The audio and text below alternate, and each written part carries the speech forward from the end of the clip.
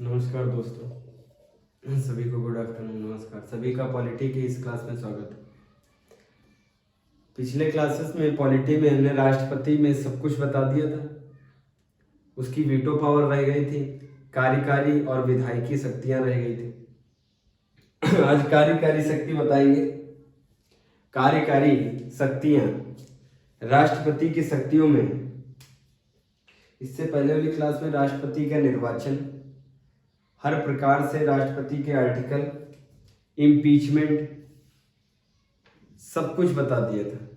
आज देखेंगे राष्ट्रपति की शक्तियां।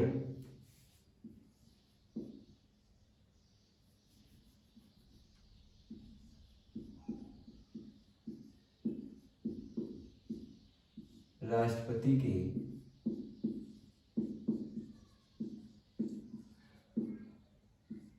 शक्तियां। राष्ट्रपति की शक्तियों में देखेंगे कार्यकारी शक्ति।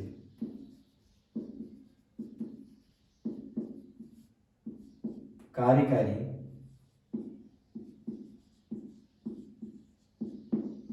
कार्यकारी शक्तियां। राष्ट्रपति की शक्तियां देख रहे हैं। शक्तियों में भी क्या देख रहे हैं? कार्यकारी शक्ति। शक्तियों में भी क्या देख रहे हैं? कार्यकारी शक्तियां। पहला पॉइंट होगा भारत सरकार के सभी शासन संबंधी कार्य। भारत सरकार के सभी शासन संबंधी कार्य उसके नाम पर किए जाते हैं।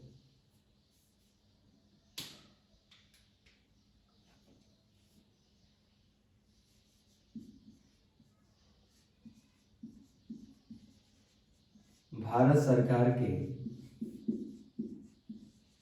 सभी शासन संबंधी कार्य उसके नाम पे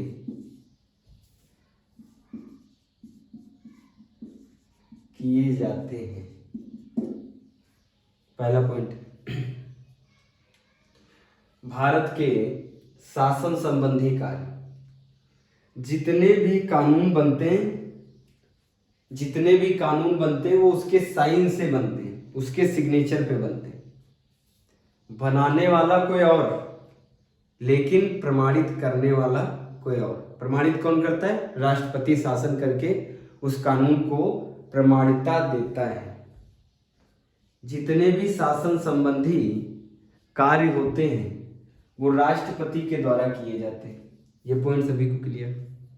फिर दूसरा, कार्यकारी शक्ति में वह ऐसे नियम बना सकता है ताकि केंद्र सरकार सहजता से कार्य कर सके। वह कौन? जब वह कहे मतलब राष्ट्रपति, वह ऐसे नियम बना सकता है ताकि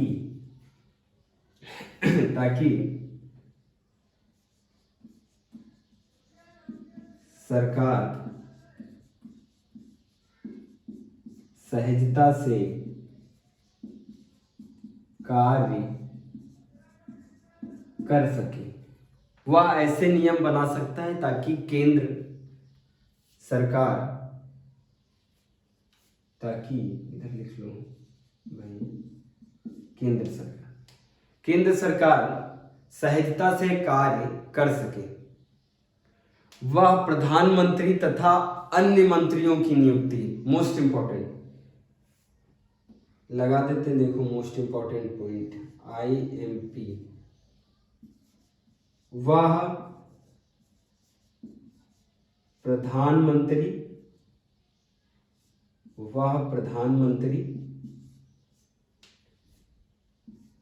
एवं सभी मंत्रियों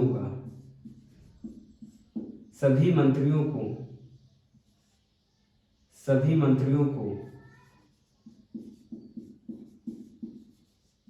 नियुक्त करता है। वह प्रधानमंत्री तथा अन्य मंत्रियों को नियुक्त करता है और यह प्रधानमंत्री और सभी मंत्री उसके प्रसाद पर्यंत कार्य करते हैं। देख लो, यह सभी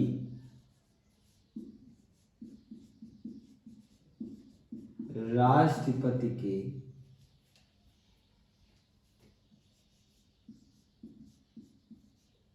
प्रसाद पर्यंत कार्य करते हैं। हमने बताया है कि राष्ट्रपति एक रबर स्टैंप है, नाम मात्र की शक्तियां हैं। फिर आप सोच रहे होंगे कि प्रधानमंत्री को तो हम इलेक्शन करते हैं। भाई प्रधानमंत्री के लिए तो इलेक्शन होता है, 5 साल बाद सांसदीय का इलेक्शन होता है, संसद का इलेक्शन होता है जिसमें सांसद चुने जाते हैं। उन्हीं सांसद का मुखिया प्रधानमंत्री बनता है। ये तो हो गया इलेक्शन, लेकिन नियुक्ति कौन कराता है? शपथ पत्र किसके सामने पढ़ते हैं? नियुक्ति कौन कराता है? नियुक्ति कौन कराता है? राष्ट्रपति। नियुक्त कौन करता है? राष्ट्रपति। प्रधानमंत्री और उनके सभी मंत्रियों को। जबकि पीछे से प्रधानमंत्री ही बताता है किसे मंत्री बनाना है, जबकि इनडायरेक्ट तरीके से प्रधानमंत्री ही सूची तैयार करता है किस किस को मंत्रिमंडल में रखना है। वो तो सिर्फ नाम मात्र का कार्य करता है। उसने बोल दिया, उसको करना पड़ेगा। उसने बोल दिया, उसको करना पड़ेगा। फिर लिखना, वह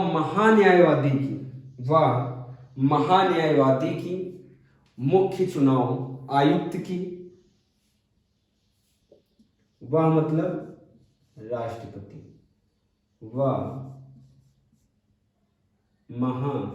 ये पूछा गया महान्यायवादी मुख्य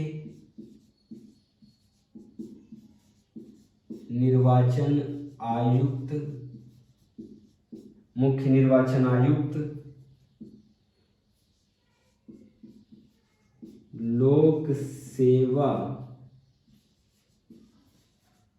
अध्यक्ष मतलब यूपीएससी के अध्यक्ष और सभी सदस्यों की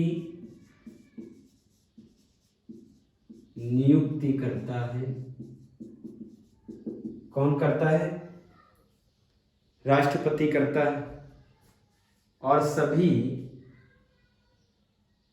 और महान्यायवादी, दिखना इला नीचे की तरफ, नोट डाउन करो।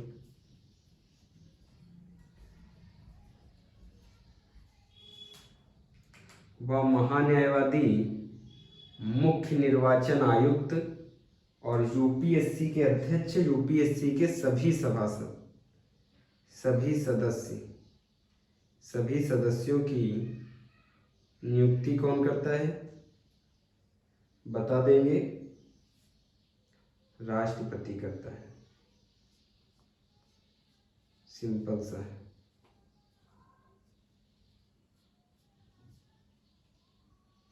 यहां तक सभी को क्लियर है? फिर देखते हो पॉइंट, कार्यकारी शक्तियां। राष्ट्रपति की कार्यकारी शक्तियां हैं ये। राष्ट्रपति की कार्यकारी शक्तियां हैं। हमने क्या बताया? वो महान्यायवादी, मुख्य निर्वाचन आयुक्त, महान्यायाधीश, मुख्य निर्वाचन आयुक्त, और यह सब उनके, फिर से लिखवा दे, महान्यायवादी की नियुक्ति करता है, यूपीएससी के अध्यक्ष की नियुक्ति करता है, यूपीएससी के सभी सदस्य की नियुक्ति करता है, राष्ट्रपति के प्रसाद पर्यंत यह सब पद पे कार्य करते हैं। जितने भी बताए ना अभी, कौन कौन, महान्यायवादी, यूपीएससी वाले, ये सब राष्ट्रपति के प्रसाद पर्यंत करते हैं, कार्य करते हैं। प्रसाद पर्यंत का मतलब जब तक राष्ट्रपति चाहेगा। प्रसाद पर्यंत का मतलब जब तक राष्ट्रपति चाहेगा तब तक यह कार्य करेंगे, उसके बाद ये इनको हटा भी सकता है। प्रसाद पर्यंत का मतलब समझ में आया।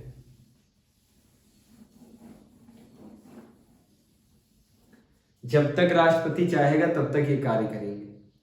वह भारत के महालेखा परीक्षक, वह भारत के महालेखा परीक्षक, वह भारत के महालेखा परीक्षक की नियुक्ति करता है। नोट डाउन कर ले। वह भारत के महालेखा परीक्षक की नियुक्ति करता है। महालेखा परीक्षक भी उसके प्रसाद पर्यंत कार्य करता है। वह महालेखा परीक्षक कैग कहते हैं। महालेखा परीक्षक को क्या बोलते हैं इंग्लिश में? कैग। वह कैग की नियुक्ति करता है और कैग उसके प्रसाद पर्यंत ही कार्य करता है। फिर तीसरा चौथा पॉइंट लिखे।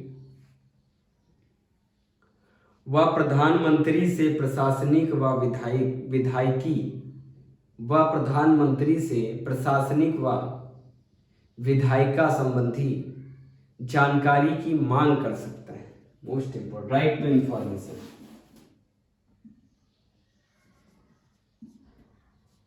वह पीएम से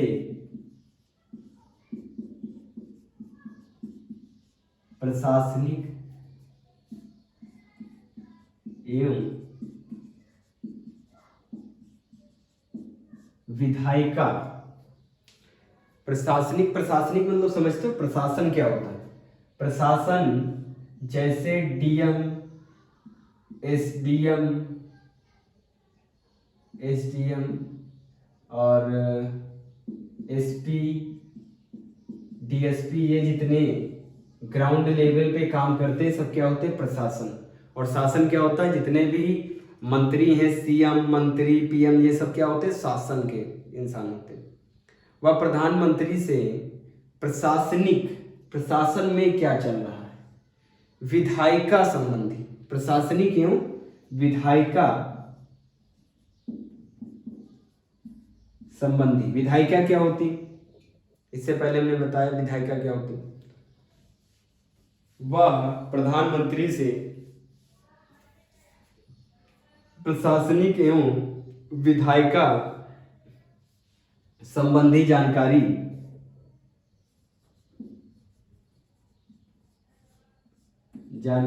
ले सकता है। इसी को क्या बोल देते हैं? राष्ट्रपति की राइट टू इंफॉर्मेशन शक्ति, राइट टू इंफॉर्मेशन शक्ति। फिर पॉइंट लिखते हैं। वह एससी एसटी ओबीसी, वह एससी एसटी ओबीसी के लिए एक आयोग नियुक्त कर सकता है, एक आयोग की नियुक्ति कर सकता है। आयोग कई सारे बने भाई, एसटी आयोग, एसटी आयोग, एक नया आयोग बना सकता है इन लोगों के लिए, क्योंकि ये पिछड़े इंसान है ना। इनको क्या कहते हैं कि ये समाज में इनको शेड्यूल कास्ट कहा जाता है, कि अभी ये पीछे, इनको आगे आने के लिए कई सारे इनको प्रॉफिट दिए जाते हैं। वह एससी एसटी ओबीसी के लिए व एससी एसटी ओबीसी के लिए नए आयोग का गठन कर सकता है कौन? राष्ट्रपति। नए आयोग का गठन कर सकता है कौन? राष्ट्रपति।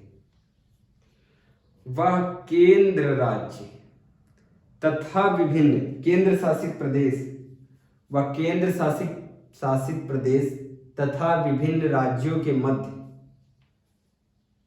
नहीं केंद्र राज्य के बीच कभी कभी अनबन हो जाती है।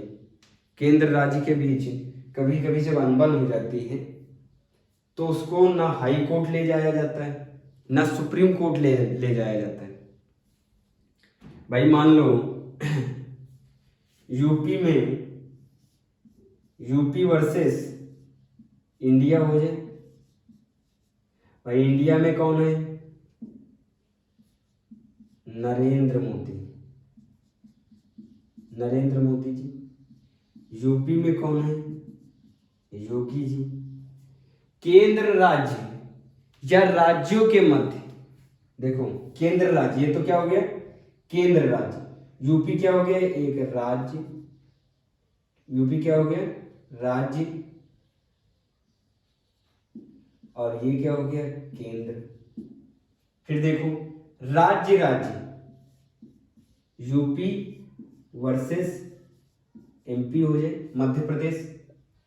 केंद्र राज्य से झगड़ा हो जाए, राज्य से झगड़ा हो जाए। भाई हम लोगों का झगड़ा होता तो हम लोग कहाँ जाते हैं? कोर्ट जाते हैं।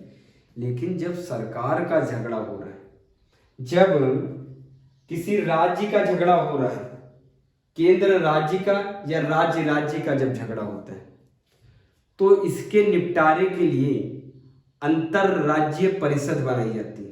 एक नई अंतरराज्यीय परिषद एक गठन होता है, जैसे ट्रिब्यूनल होता है, उसी प्रकार का एक गठन होता है।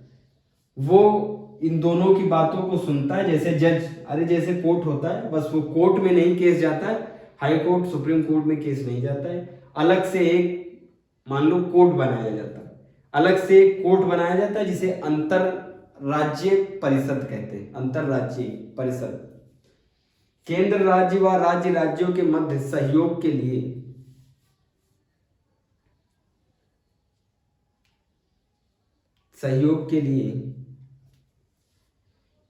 नहीं, ये वाला उल्टा हो जाएगा। अंतरराज्यीय इन दोनों के सहयोग के लिए, इन दोनों की बात रखने के लिए, झगड़े के लिए क्या बनाया जाता है? डिस्प्यूट ट्रिब्यूनल बनाया जाता है। जब इन दोनों की नहीं निपटती तो अलग केस होता है। इन दोनों के सहयोग के लिए, फिर से देख लीजिए।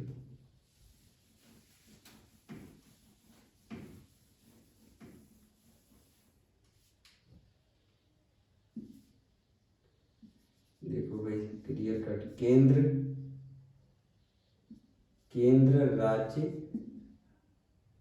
केंद्र राज्य व राज्यों के मध्य सहयोग के लिए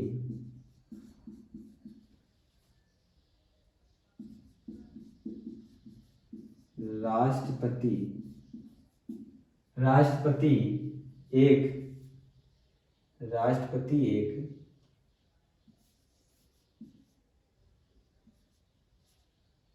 अंतरराज्यीय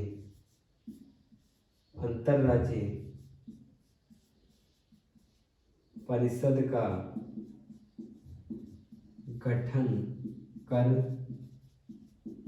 सकता है। अंतरराज्यीय परिषद का एक गठन कर सकता है। यहां तक आया सबको समझ में? नोट डाउन कर लो। फिर देखेंगे कार्यकारी शक्ति में, फिर देखते हैं कार्यकारी शक्ति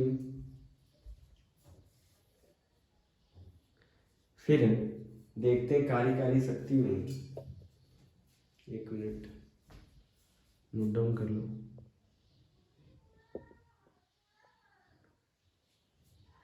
फिर देखते हैं कार्यकारी शक्ति में। यहां तक सभी को समझ में है?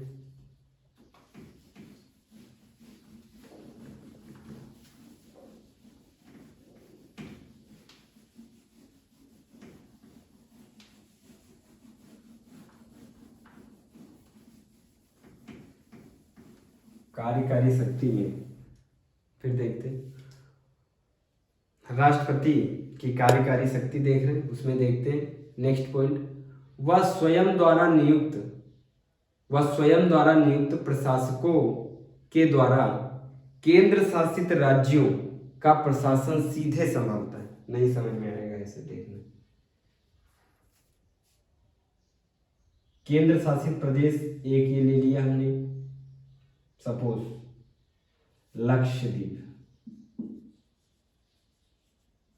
लक्षद्वीप ले लिया। इस लक्षद्वीप में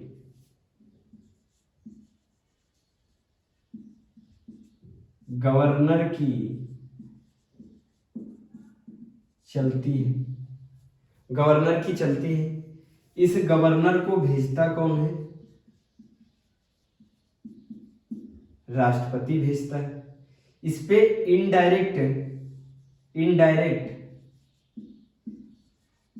इनडायरेक्ट कंट्रोल रखता है।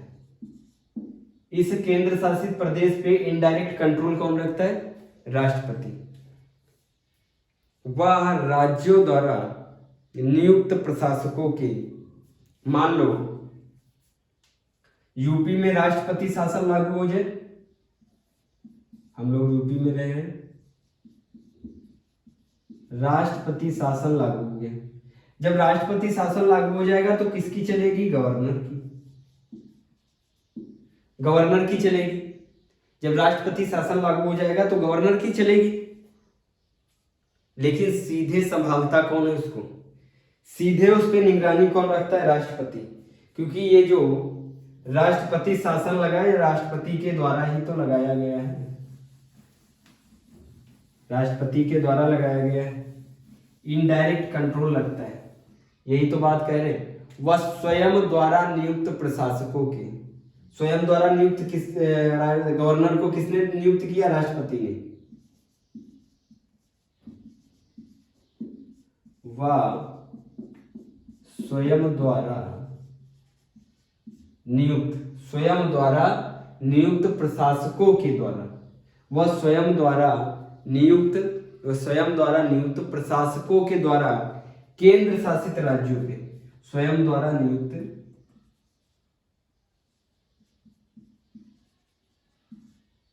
प्रशासकों के द्वारा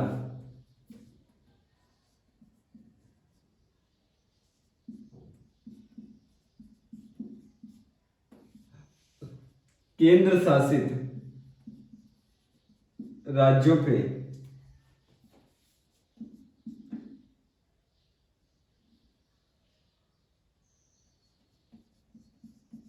सीधा नियंत्रण रखता है। आया समझ में सबको? नोट डाउन करो। वह किसी भी क्षेत्र को अनुसूचित क्षेत्र घोषित कर सकता है। वह किसी भी क्षेत्र को अनुसूचित क्षेत्र, ट्राइबल क्षेत्र घोषित कर सकता है।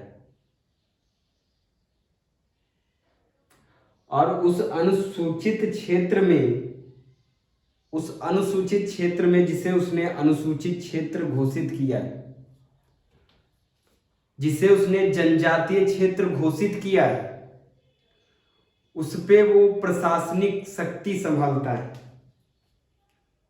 उस पे वो कंट्रोल कौन करेगा? उस पे राष्ट्रपति करेगा। वह किसी भी क्षेत्र को अनुसूचित क्षेत्र घोषित कर सकता है। सीधी बात एक ये हो गई। उसे अनुसूचित क्षेत्रों तथा जनजातीय क्षेत्रों के प्रशासन की शक्तियां प्राप्त हैं। सीधी बात पहली क्या है? वह किसी भी क्षेत्र को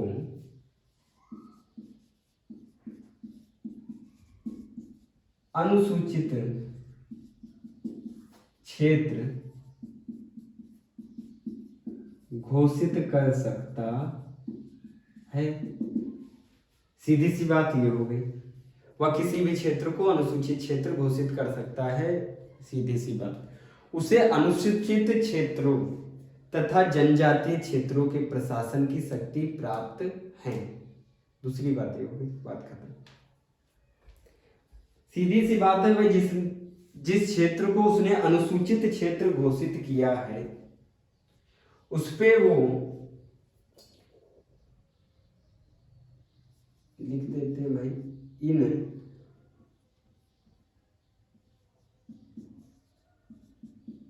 क्षेत्रों पे कौन से क्षेत्रों पे? अनुसूचित क्षेत्रों पे इन क्षेत्रों पे उसे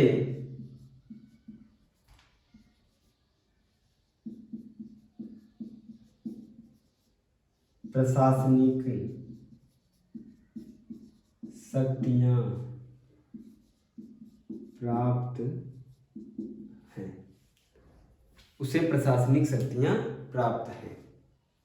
यहाँ तक जिसको ना समझ में आया हो वो कमेंट बॉक्स में लिखेगा कि भाई नहीं समझ में आया। एकदम सीधा सीधा सिंपल बताया है।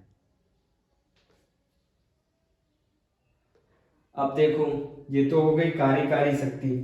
ये जितना भी भाई पढ़ा रहे हैं ना, ये जितना हम पढ़ा रहे हैं, ये एम लक्ष्मीकांत बुक और मेरे आईएएस के नोट्स, एम लक्ष्मीकांत बुक्स और मेरे 3 साल मेहनत के नोट्स हैं। इनसे ही ज़्यादा से ज़्यादा क्वेश्चन आएंगे, इसके बाहर से नहीं आएंगे।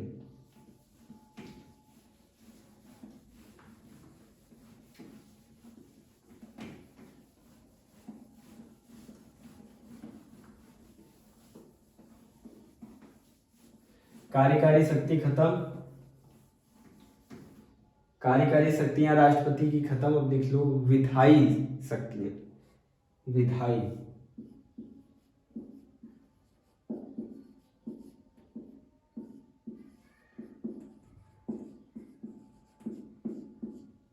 शक्तियां। विधायिका किसे कहते हैं? लोकसभा राज्यसभा को विधायिका कहते हैं। लोकसभा इधर लिख देते हैं, विधायिका, कंफ्यूज ना होना भाई। लोकसभा राज्यसभा सबको पता है ना, लोकसभा राज्यसभा। अब देखो कैसे इसकी ताकत होती है लोकसभा में, कैसे इसकी ताकत होती है राज्यसभा में, उसकी बात करने जा रहे हैं। पहला पॉइंट लिखेंगे, वह संसद की बैठक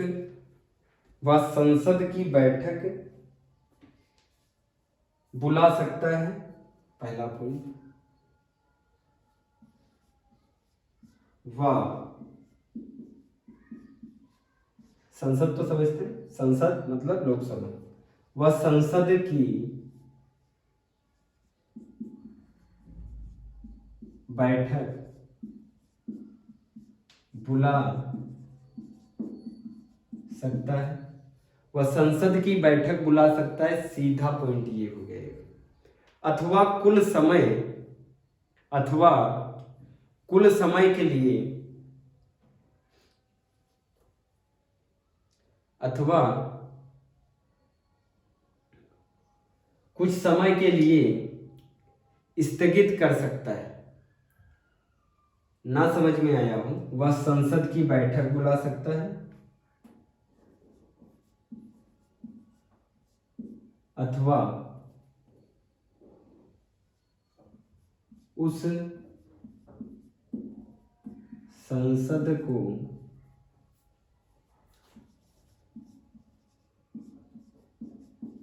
कुछ समय के लिए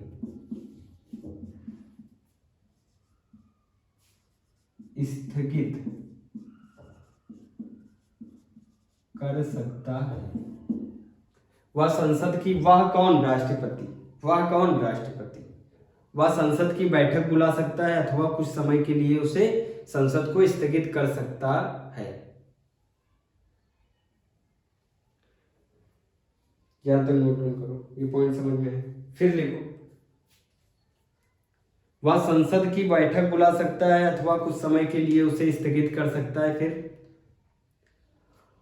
और लोकसभा का विघटन लोकसभा का विघटन भी कर सकता है। लोकसभा का विघटन भी कर सकता है।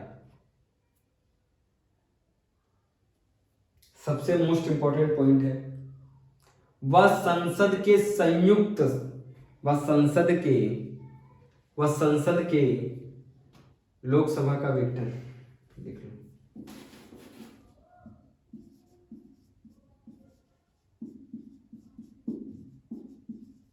वह लोकसभा का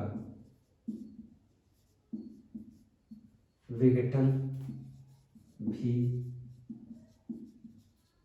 कर सकता है।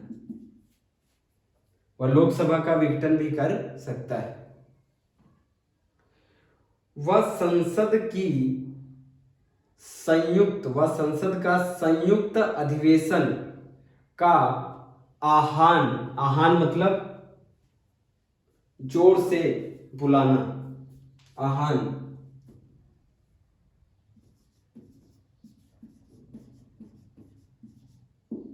वह संसद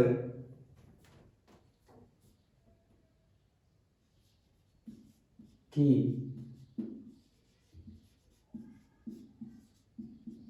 संयुक्त बैठक का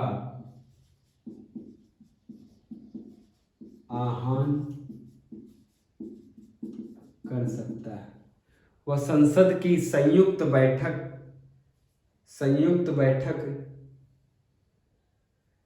बैठक का आह्वान कर सकता है, जिसकी अध्यक्षता, संसद की संयुक्त बैठक मतलब इसमें लोकसभा और राज्यसभा दोनों की बैठक होगी। लोकसभा राज्यसभा, ये कब स्थिति आती? ये स्थिति कब आती? जब लोकसभा कोई बिल पास करे, जब लोकसभा कोई बिल पास करे और राज्यसभा उसे ना पास करे, फिर लोकसभा पास करे, राज्यसभा ना पास करे, फिर लोकसभा पास करे, राज्यसभा ना पास करे, तो इसमें एक मतभेद जनरेट हो जाता है। तो इस स्थिति में राष्ट्रपति क्या करता है? दोनों को बुलाता है, लोकसभा को भी बुलाता है, राज्यसभा को भी बुलाता है, दोनों की संयुक्त बैठक का आह्वान करता है। इस बैठक की अध्यक्षता लोकसभा का अध्यक्ष करता है। मोस्ट इंपॉर्टेंट लगा देते हैं ILP। इस संयुक्त बैठक की अध्यक्षता लोकसभा अध्यक्ष करता है। मोस्ट इंपॉर्टेंट है पॉइंट, मोस्ट इंपॉर्टेंट, सबसे ज्यादा इंपॉर्टेंट है पॉइंट। भाई स्थिति क्या होती देखो, कोई बिल है,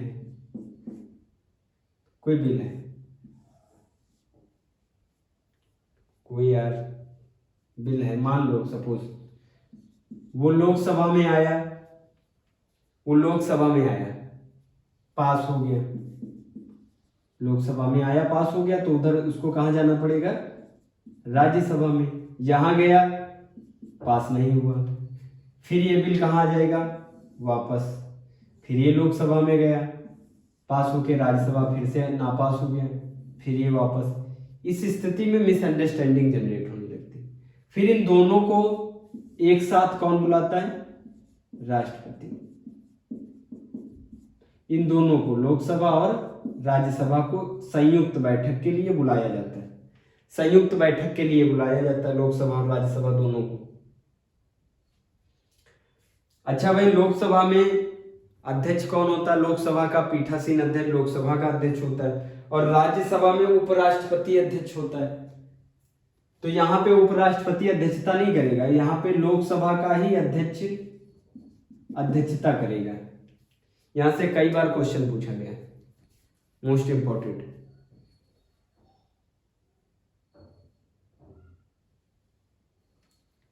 फिर लिखना पॉइंट।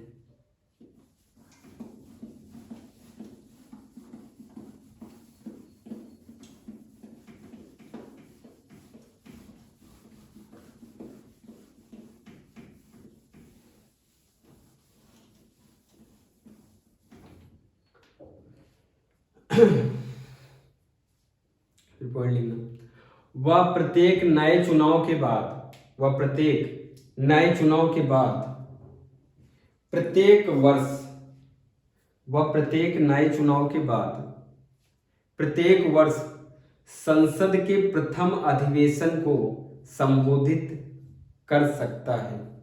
मोस्ट इंपॉर्टेंट, वह जब भी नए चुनाव होते लोकसभा के, वह प्रत्येक नए चुनाव के बाद, वह प्रत्येक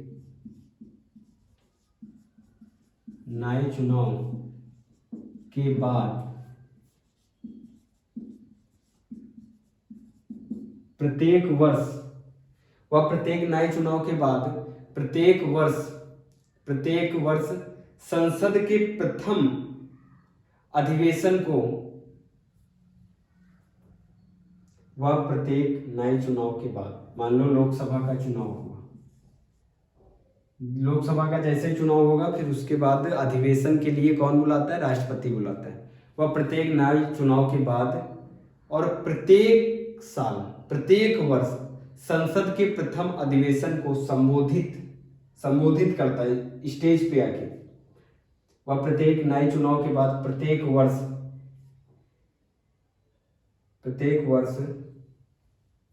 संसद के प्रथम अधिवेशन को, संसद के प्रथम अधिवेशन को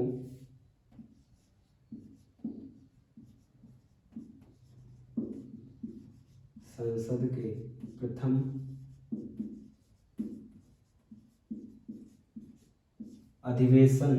प्रथम अधिवेशन को संबोधित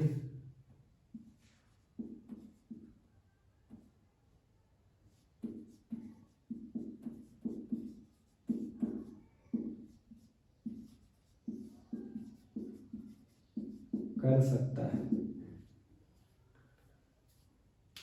सभी को क्लियर है? ये भी इंपॉर्टेंट पॉइंट है।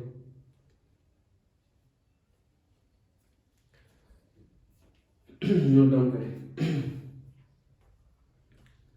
यदि लोकसभा के अध्यक्ष व उपाध्यक्ष दोनों के पद रिक्त हों तो वह लोकसभा के किसी सदस्य को अध्यक्षता सौंप सकता है।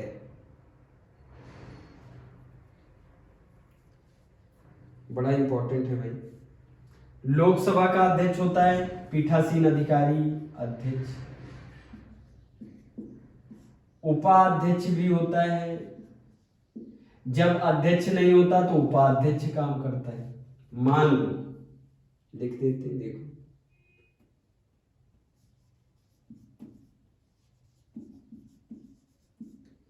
लोकसभा के अध्यक्ष व उपाध्यक्ष दोनों के पद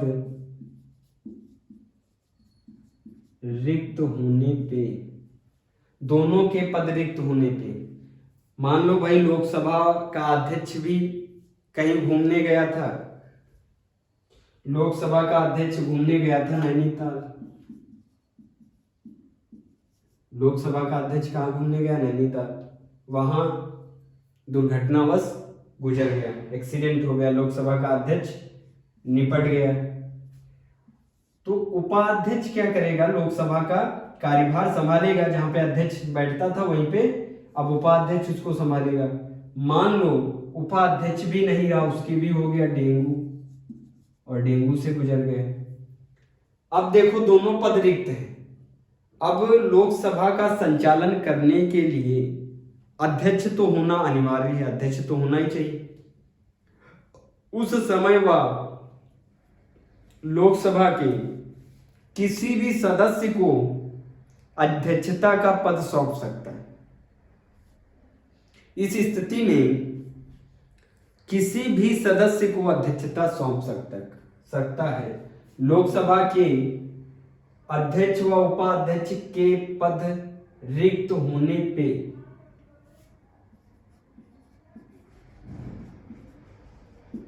वह लोकसभा के किसी भी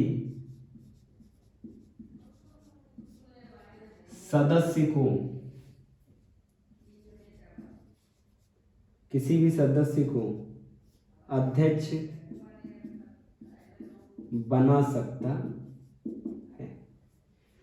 यही स्थिति राज्यसभा में, अगर सभापति और उपसभापति दोनों गुजर गए, यही स्थिति राज्यसभा में, अगर सभापति और उपसभापति का पद रिक्त होता है। सभापति और उपसभापति का पद रिक्त होता है, दिख तो रहा है साफ भाई, पद रिक्त होता है तो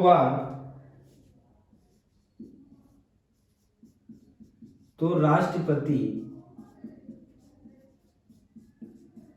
किसी भी सदस्य को सभापति बना सकता है। सीधी सीधी बात है। यहां तक नोट डाउन कर दो, मोस्ट इंपॉर्टेंट पॉइंट्स हैं, सभी के सभी मोस्ट इंपॉर्टेंट पॉइंट्स हैं।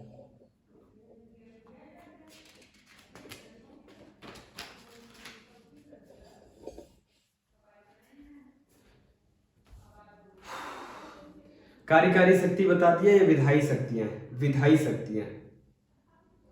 विधायी शक्तियां अभी काफी हैं, तो नेक्स्ट क्लास में कराते हैं, अभी तो समय हो गया। वहां से स्टार्ट करेंगे। राज्यसभा में 12 सदस्य मनोनीत करता है राज्यसभा में, विज्ञान, कला, समाज सेवा के आधार पे। इससे स्टार्ट करेंगे। आज की क्लास यहीं तक, नोट डाउन करो।